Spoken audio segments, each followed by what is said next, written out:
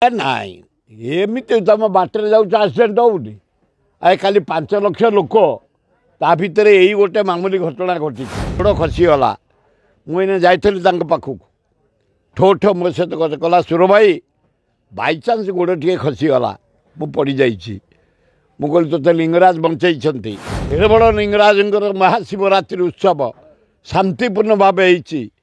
ତେଣୁ ଏ ମଙ୍ଗଳ ସୂଚନା ଦେଇଛି ଏବଂ ଯାହା ହଉ ସେ ସମର୍ଥର କିଛି ହେଇନି। ମୁଁ ଅକସ୍ମାତ୍ ମୁଁ ଯେତେବେଳେ ଏ ଅଞ୍ଚଳରେ ବିଏମ୍ ହାଇସ୍କୁଲ ଗୋଟିଏ ଥିଲା, ହାଇସ୍କୁଲ ନଥିଲା, ମୁଁ ସେଠି ପାଠ ପଢ଼ୁଥିଲି। ମୁଁ କହୁଛି 58, 59, 60 ମସିହା କଥା। ତା ପୂର୍ବରୁ ଆମେ ଭଲେଣ୍ଟିୟର ହେଇ ଲିଙ୍ଗରାଜଙ୍କର ମହାଶିବରାତ୍ରି, ଅଶୋକାଷ୍ଟମୀ ଯାତ୍ରା, ଲିଙ୍ଗରାଜ ଫେଷ୍ଟିଭାଲ ସବୁ ପ୍ରକାରର ଜାନି ଯାତ୍ରା ଆମେ କରି ଆସିଛୁ।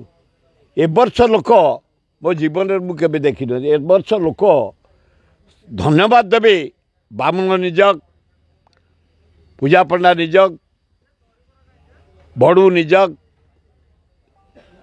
ଆମର ସମର୍ଥା ନିଯୋଗ ଏବଂ ବାରିକ ନିଯୋଗ, ବେହେରା ନିଯୋଗ, ଯେତେ ଅଛନ୍ତି ସେବାୟତ ରାତି 3ଟାରୁ, ଏବଂ ଧନ୍ୟବାଦ ଦେବି commissioner police, collector, DCP, all police officer, mayor ଏବଂ ଆମ କମିଶନର ମ୍ୟୁନିସିପାଲିଟି, ହେଲ୍ଥ ଡାଇରେକ୍ଟର, ସମସ୍ତେ ଆମେ ରାତି 3ଟାରୁ ପହଡ଼ ଖୋଲି ନିଜେ ରହି ଲୋକ କେମିତି ଶାନ୍ତିରେ ଦର୍ଶନ କରିବେ, ପ୍ରଭୁଙ୍କୁ ଆଶୀର୍ବାଦ ନେବେ ଲାଗି ପଡ଼ିଥିଲୁ ଏବଂ ସମସ୍ତେ ନିଷ୍ଠାର ସହ ନୀତି କରିଛନ୍ତି। ଅକସ୍ମାତେ ଗୋଡ଼ ଖସିଗଲା। ମୁଁ ଏଇନେ ଯାଇଥିଲି ତାଙ୍କ ପାଖକୁ, ଠୋ ଠୋ ମୋ ସହିତ କଥା କଲା, ସୁର ଭାଇ ବାଇଚାନ୍ସ ଗୋଡ଼ ଟିକେ ଖସିଗଲା, ମୁଁ ପଡ଼ିଯାଇଛି। ମୁଁ କହିଲି ତୋତେ ଲିଙ୍ଗରାଜ ବଞ୍ଚେଇଛନ୍ତି।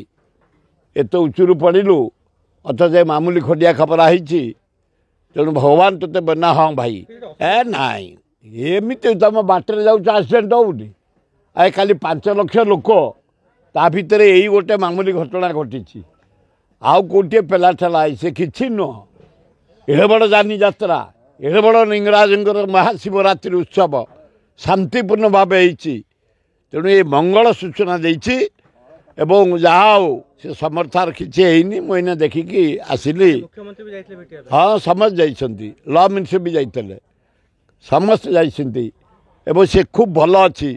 ସେ ଏଡ଼େ ଖୁସି ଯେ ମୋ ଗାଡ଼ିରେ ପଳେଇ ଆସିବ ବୋଲି ବସିଲା। ମୁଁ ଡାକ୍ତର କହିଲେ ତୁ ଯିବୁ ନା, ତୁ ପଳେଇବୁ ସାଥିରେ। ଏଗୁଡ଼ା ଠିକ୍ କଥା ନୁହଁ। ଯାହା